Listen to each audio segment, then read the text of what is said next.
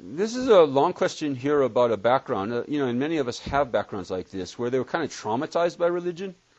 They grew up in a church, and just like had kind of a bad experience, and then they're trying to figure out like how to reconcile their interest now in religion, maybe a different religion, Buddhism, for example, with the old heritage.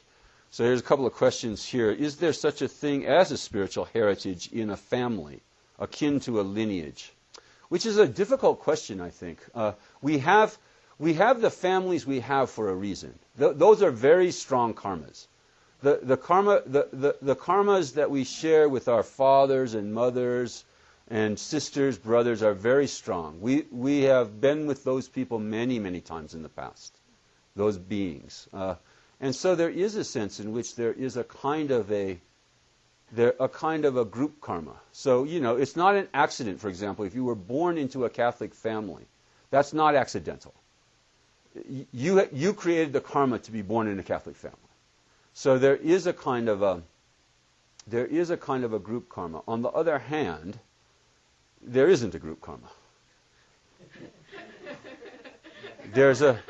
There's an individual perception of a group karma.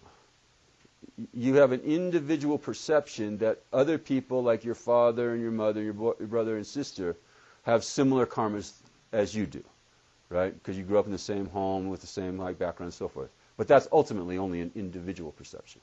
But individually, we have karmas to work out.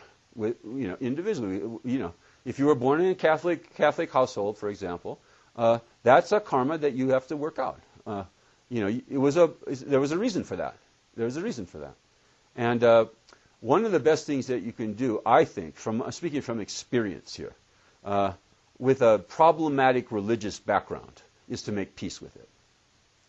To really make peace with it and realize that you wouldn't have been led to your recent interest in Buddhism, for example, had you not had that background in Catholicism.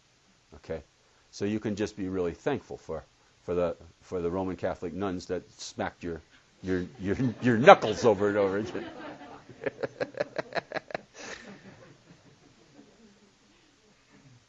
From your perspective as a scholar and as a Lama, is it possible to reconcile and or integrate the two religions? Yes, definitely. Definitely. Definitely. I think the deeper you understand, the deeper that you study religions, the more connections you see between them. The more you understand about any one religion, more you understand that it is connected, that all religions are fundamentally connected. There are differences in expression. There are differences in emphasis. There's differences in how you name things, like how you name God and what you think God is. You sometimes say God is a positive thing, God's a negative thing, but fundamentally what they're pointing to is the same thing.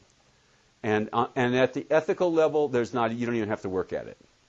At the ethical level, they're all teaching the same thing. Dalai Lama says that pretty regularly.